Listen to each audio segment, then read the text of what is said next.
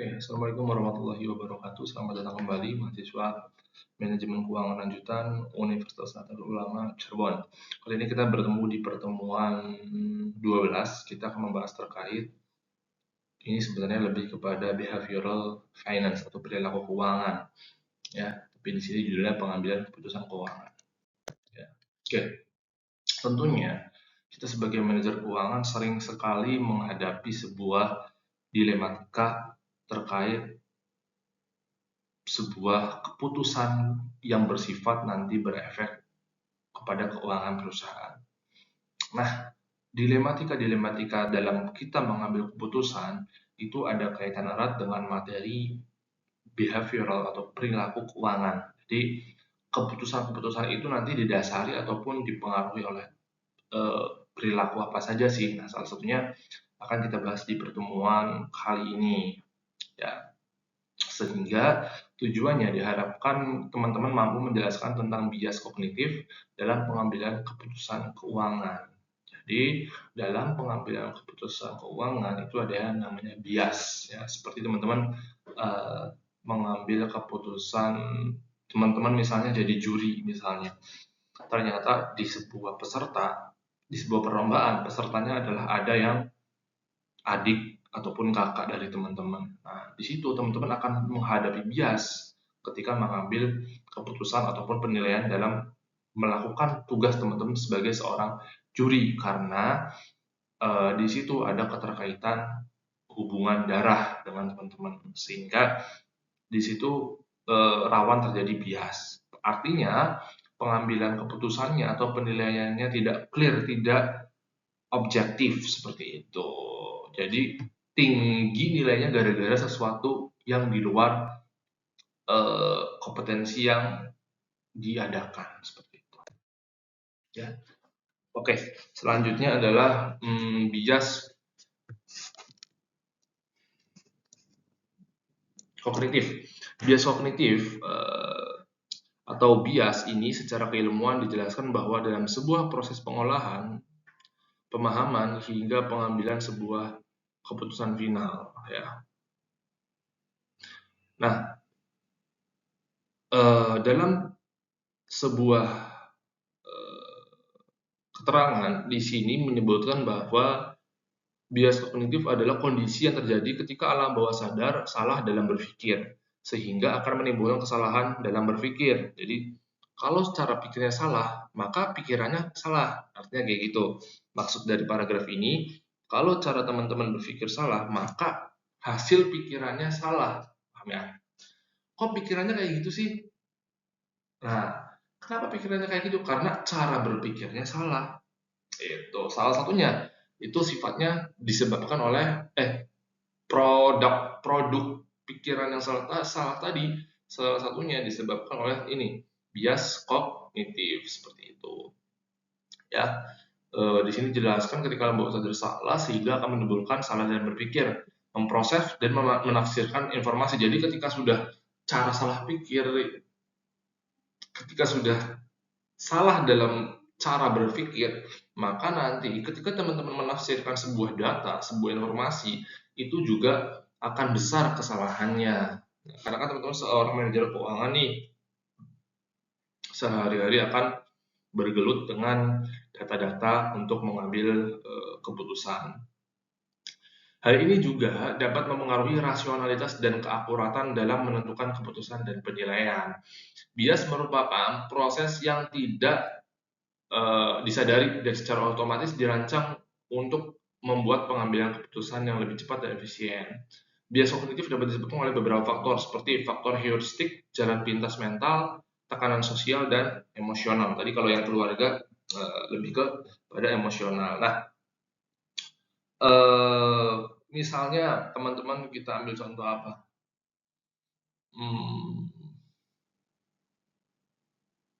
Oke, teman-teman ambil contoh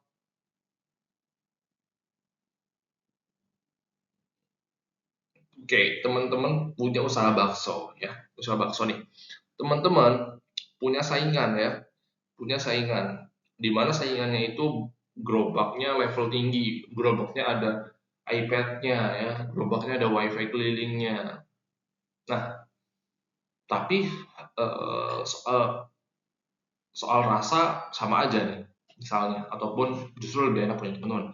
Teman-teman melihat itu, teman-teman langsung pikir, waduh, ini saya kalah saing nih, kalau kayak gini nih, ini di mata konsumen gimana nih?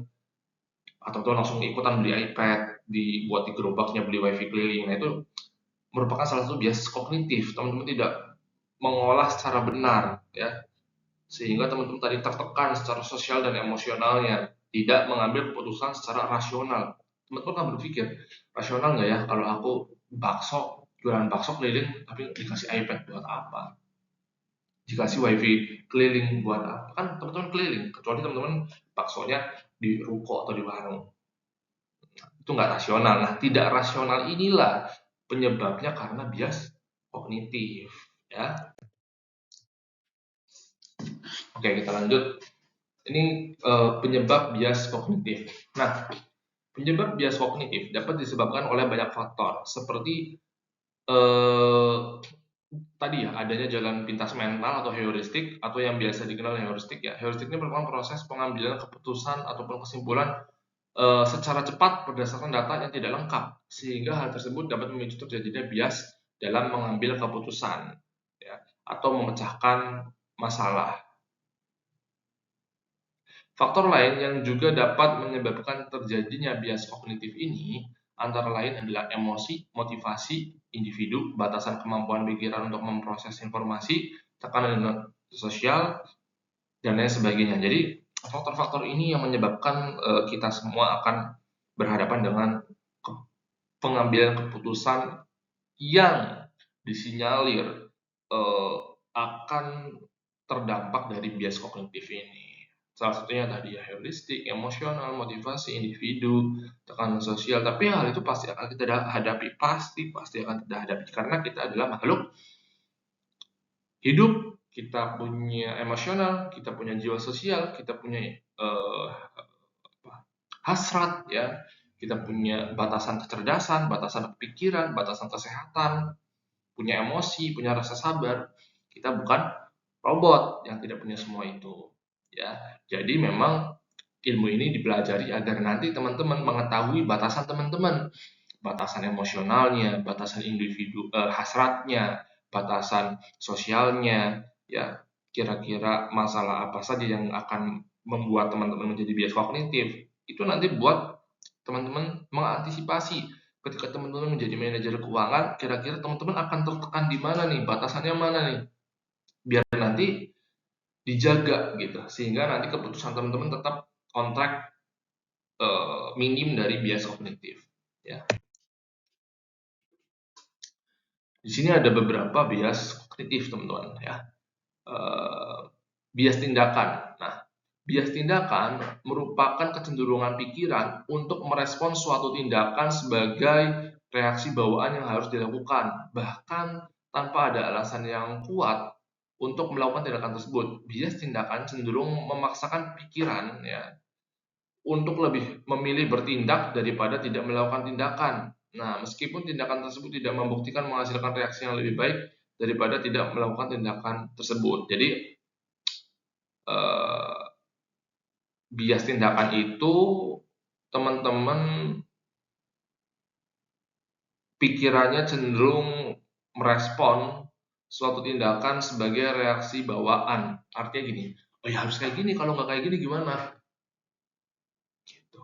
Ya. Tanpa teman-teman berpikir dahulu, misalnya, oh ya harus kayak gini, padahal kalau nggak kayak gitu, teman-teman bisa jadi pribadi yang lebih baik lagi, misalnya teman-teman konangan, teman-teman punya pegawai nih di warung baksonya, terus ketahuan nyolong, langsung digampar, das, kamu gimana gimana gimana. Nah, itu namanya bias tindakan. Karena teman-teman berpikiran bahwasanya ini yang harus saya lakukan. Padahal kalau teman-teman berpikir lebih jernih, kalau teman-teman nggak nampar, nggak melakukan fisik, teman-teman harusnya bisa mendapatkan hak yang teman-teman harus dapatkan. Tapi kalau teman-teman udah ngampar, udah fisik, udah gampar, udah fisik, itu nanti teman-teman bisa kena celah visum. Misalnya seperti itu, yang respon-respons spontan uhui gitu ya. Nah itu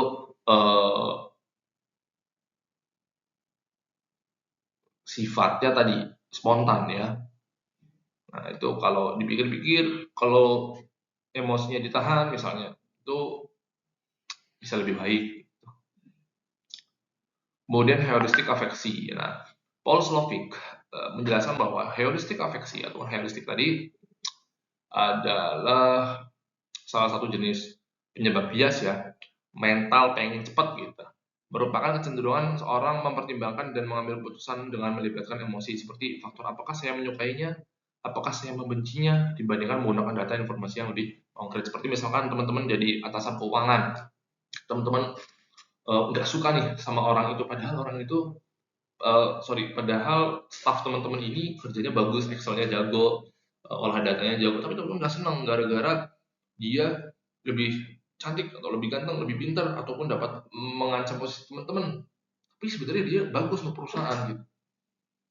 Terus teman-teman ambil keputusan, oke, saya pengen ganti staff baru. Nah, keputusan ganti staff baru itulah yang disebabkan karena heuristik afeksi, yaitu keputusan yang disebabkan oleh bias emosional ya, heuristik afeksi. Oke. Efek ambiguitas. Nah, efek ambiguitas adalah sebuah tindakan atau pemikiran yang menggambarkan kecenderungan orang untuk menghindari pilihan yang belum diketahui kebenarannya karena kurangnya informasi. Sebentar ya.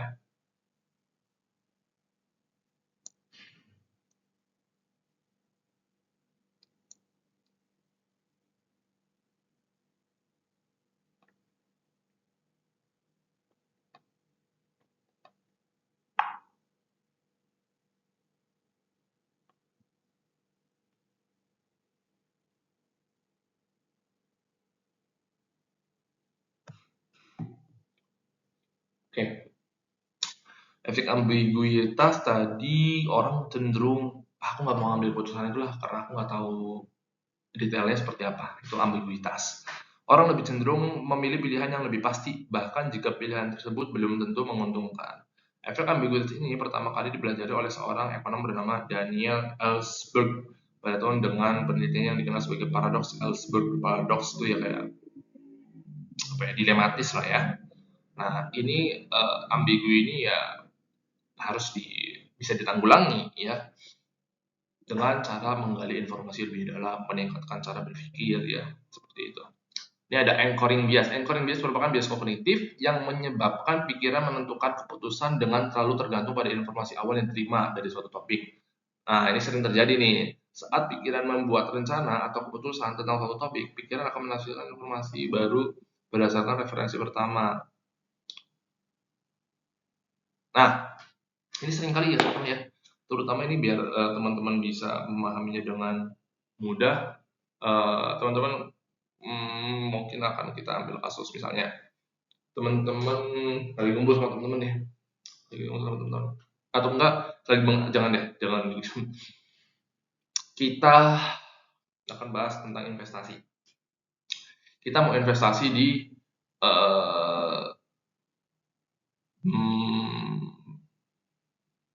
mau investasi di perusahaan A. Ternyata teman-teman dengar investasi bahwanya, oh perusahaan A itu pendapatannya tinggi gara-gara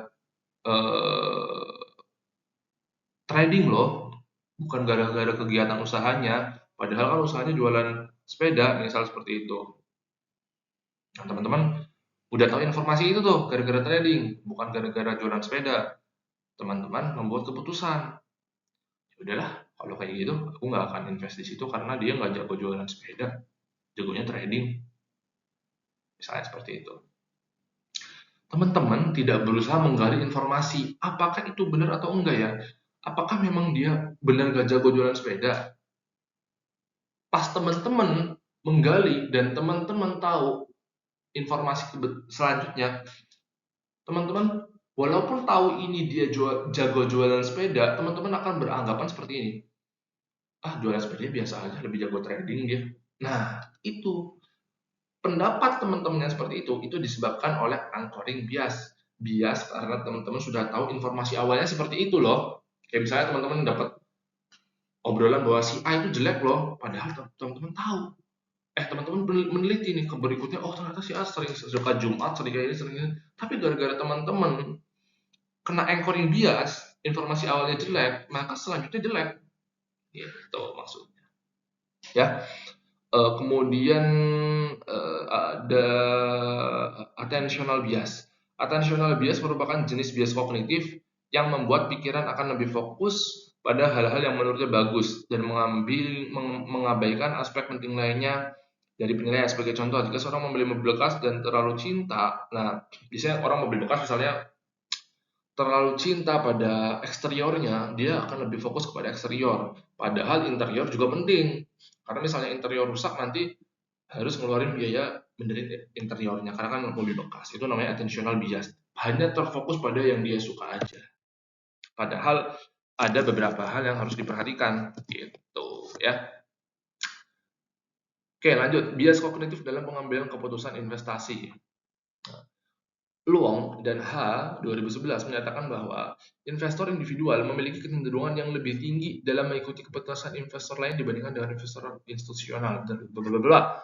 Intinya gini, di penelitiannya si Luong, investor retail kayak kita-kita ini, orang-orang pribadi, lebih suka ngikut orang lain. Ya, kalau orang lain bilang A, kita A, orang lain jebur, kita jebur, orang lain gantung, kita gantung. Itu perilaku investor individual, beda dengan investor institusional. Investor institusional itu investor-investor besar seperti perbankan, ya, sekuritas, ya. Mereka berinvestasi mengikuti dengan hasil analisis data yang mereka peroleh. Nah, kalau investor individual tadi mengikuti pendapat orang lain, gitu. Dapat berita, pendapat influencer, pendapat selebgram, seperti itu.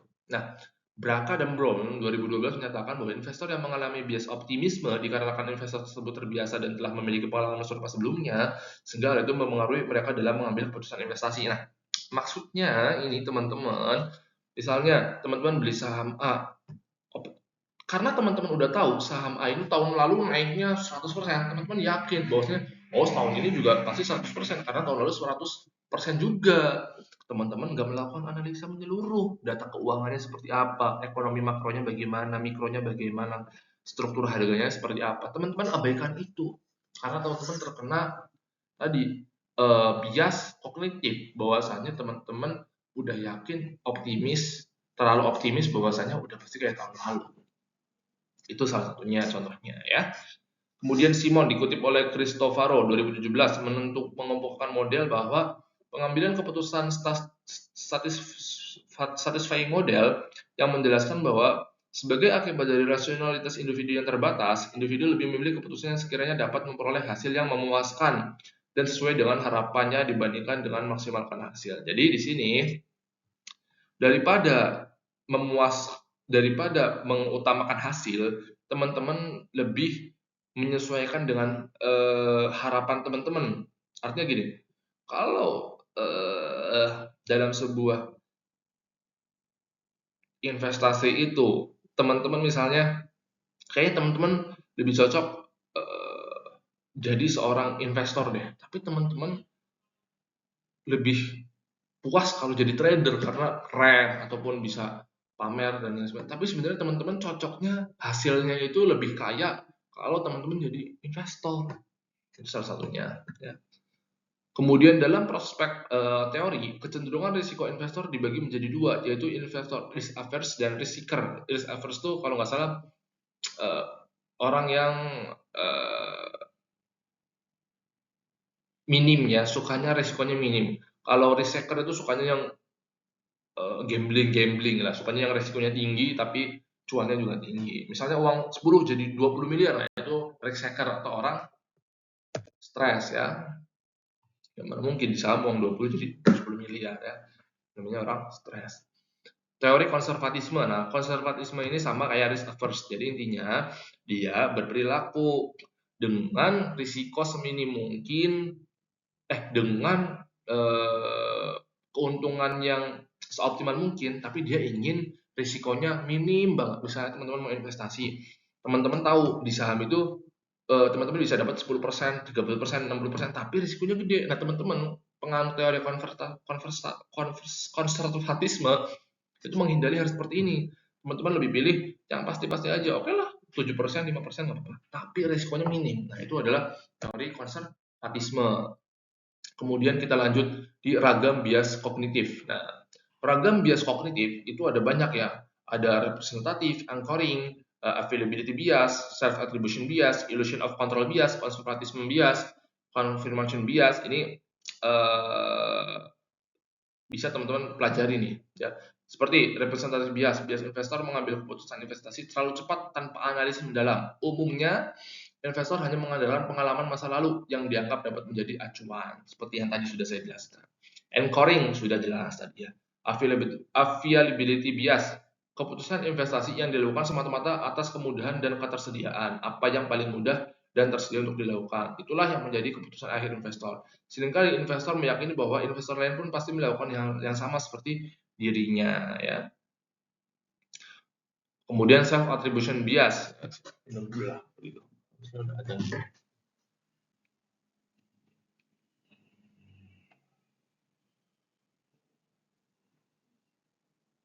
Oke.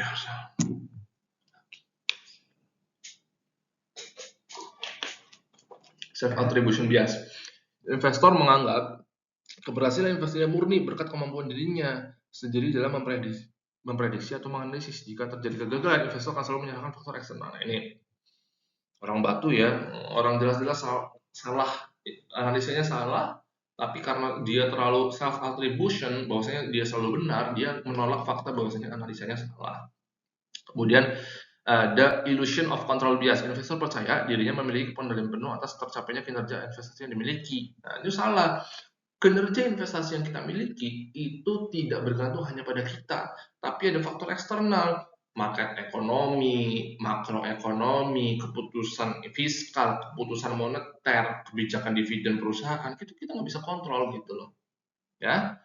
Kemudian konservatisme tadi sudah, kemudian confirmation, investor cenderung hanya mencari informasi yang mendukung pandangannya. Ya. Tadilah attributional bias, nih confirmation bias ini sama aja.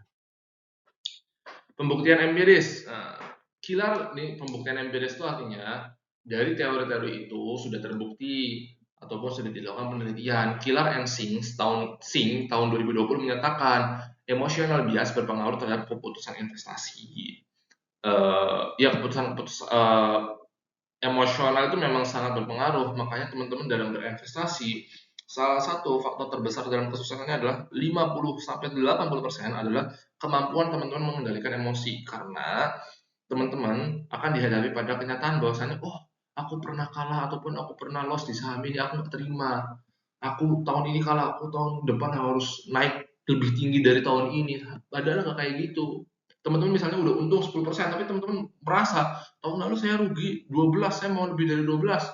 Tapi teman-teman harusnya nggak boleh ngambil itu, karena misalnya market di analisa teman-teman maupun di berita udah mau menunjukkan perang dunia ke-10 misalnya. Tapi teman-teman nggak mau, saya mau harus lebih dari tahun lalu. Nah, terus teman-teman ambil itu, teman-teman hancur. Nah, itu emosional yang tidak terkendali. Duxbury tahun 2015 menyatakan emosional bias berpengaruh positif dan signifikan. Jadi menyebutkan bahwa emosional itu sangat berpengaruh terhadap keputusan investasi. Ya, studi kasus, teman-teman, kita akan belajar studi kasus bersama-sama ya. Kasus perangkap biaya hangus atau sunk cost fallacy pada proyek ekspansi internet rumahan ya. PT Akses Digital telah menginvestasikan 5 miliar untuk menggelar kabel fiber optik ya di wilayah perdesaan baru. Setelah 6 bulan, data menunjukkan tingkat penetrasi hanya 5%, atau si customer yang daftar cuma 5%, jauh di bawah target. Analisis pasar menunjukkan bahwa biaya perolehan di wilayah tersebut meningkat 3 kali lipat karena medan dan geografis yang sulit. Ya.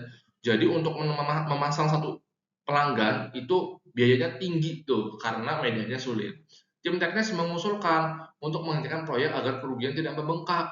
Namun manajemen bersikeras melanjutkan dengan tambahan investasi 2 miliar. Dengan alasan kita sudah keluar 5 miliar. Sayang kalau proyek ini berhenti sekarang. Nah, di sini kan teman-teman akan menemukan bias nih. Dan teman-teman akan sebagai manajer keuangan akan dilematika dalam menghadapi keputusan ini. Pertama, identifikasi bias kognitif yang terjadi. Mengapa biaya yang sudah keluar mempengaruhi keputusan rasional di masa depan? Ya, ini teman-teman tadi sudah belajar ya, kita langsung praktek. Bagaimana prospek teori menjelaskan perilaku manajemen tersebut? Bagaimana seharusnya perhitungan dilakukan jika menggunakan prinsip opportunity dibandingkan sunk cost? Jadi intinya gini teman-teman, ini kan udah keluar duit, ini udah rugi nih. Nah teman-teman diberi pilihan, ini mau lanjut atau nggak lanjut? Kalau lanjut, kalau nggak dilanjut eman-eman, kalau lanjut rugi 5 miliar kan gitu. Ini jawabannya. Kasus perangkap biaya hangus ya, sunk cost fallacy. Terjadi sunk cost fallacy di mana individu mendasarkan keputusan pada investasi masa lalu yang tidak bisa ditarik kembali, bukan pada potensi keuntungan di masa depan. Ya, teman-teman harus melihat kalau memang masa depannya cerah, bagus, dengan data yang lengkap, dengan analisa yang lengkap, maka go. Tapi kalau teman-teman mengambil keputusannya berdasarkan sunk cost fallacy karena udah banyak keluar, dihentikan aja, itu salah. Yang benar itu, oke berhenti karena tidak ada potensi, itu benar. Tapi kalau berhenti karena udah keluar banyak, itu namanya sunk cost fallacy. Kemudian prospek teori. Dalam teori ini manusia memiliki loss aversion, lebih menderita karena rugi daripada bahagia karena untung. Jadi teman-teman daripada untung, teman-teman lebih menderita karena rugi. Gini, teman-teman bahagia kan kalau untung, tapi teman-teman juga menderita kalau rugi. Nah, rasanya itu lebih nilainya itu lebih gede menderita daripada bahagia, ya. Manajemen merasa bahwa berhenti sekarang mengakui kerugian secara nyata yang secara biologis jauh lebih menyakitkan daripada terus mengeluarkan uang dengan harapan kerugian itu bisa ditutupi. Perhitungan rasional, keputusan seharusnya didasarkan pada analisis margin incremental. Nah, sang cost yang memiliar harus diabaikan karena sudah hilang atau terlanjur keluar. Keputusan hanya boleh dilanjutkan jika nanti dana yang 2 miliar tadi itu menghasilkan net present value yang positif, ya. Tuh, lanjut. Nah, di sini ada studi kasus, teman-teman. Nah, teman-teman tugasnya cuma mengerjakan studi kasus ini tanpa harus merangkum ya. Itu saja, tulis tangan, lampirkan. Ya, semoga bermanfaat. Saya akhiri. Wassalamualaikum warahmatullahi wabarakatuh.